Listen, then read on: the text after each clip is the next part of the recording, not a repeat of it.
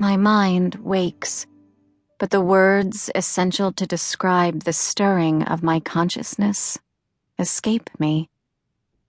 I blink. White light fills my vision, blindingly bright, darkening my peripheral to pitch. I have no words for variations either, because while I understand shifts of color and luminescence in my surroundings, I cannot hold knowledge in my mind. Voices articulate words. No, we don't need her anymore. Put her with the others. And I struggle to make sense of them, to no avail. I know what they say is important. So important, vital. Yet all meaning flashes through the vast darkness of my mind, fleeting streaks of lightning, alluring, coaxing, but gone before I can decipher patterns in the chaos. I blink. Dust particles float in the air, a fluid, graceful contrast to the vibrating hum of the light hanging above me. The motes dance around my slim, pale fingers, escaping my grasp, frustratingly transitory, like everything else I experience. A hand pushes aside the sterile aluminum lamp seconds before a face appears. Cold fingers pry up the lid of one of my eyes. Gray eyes stare unblinking, between a green cap and surgical mask. A pinprick of light forces tears. I squint and jerk my head, but the strong hand catches me around the forehead, fingers snagging on attached wires, and repeats the process on my other eye. I feebly bat his hand away. The man leans straight-armed onto the table and stares at me. What? This voice comes from a man out of my line of vision, but sounds very close. The gray-eyed man lifts his head and pulls down the mask, revealing a bulbous nose and pock-marked skin.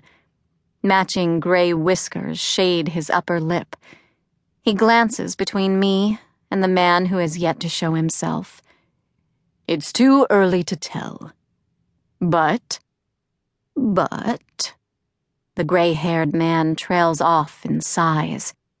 He scans me from head to toe, eyes narrowing. But I think we have finally done it. A soft chuckle sounds behind me. You, my old friend, you have finally done it. This gray-haired man reaches for my face.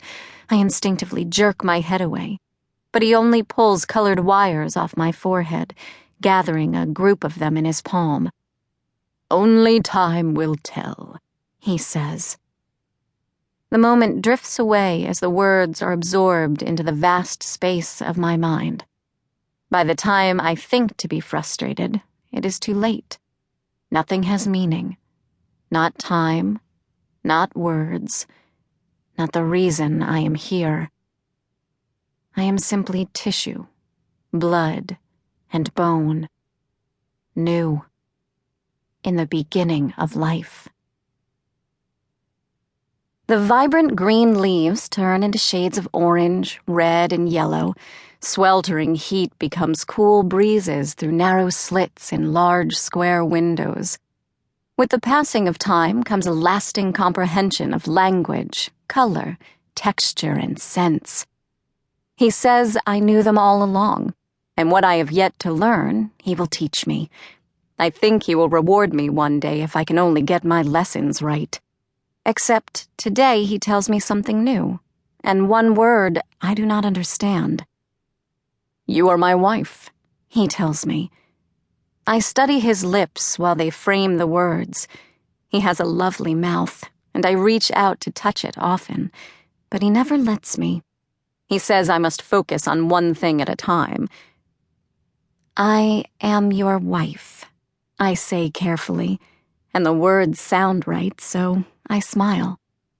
His head falls forward and broad shoulders lift with a heavy sigh. Dark hair spills forward, hiding his expression. He is upset with me, but I do not understand why. I tell him what he asks of me and only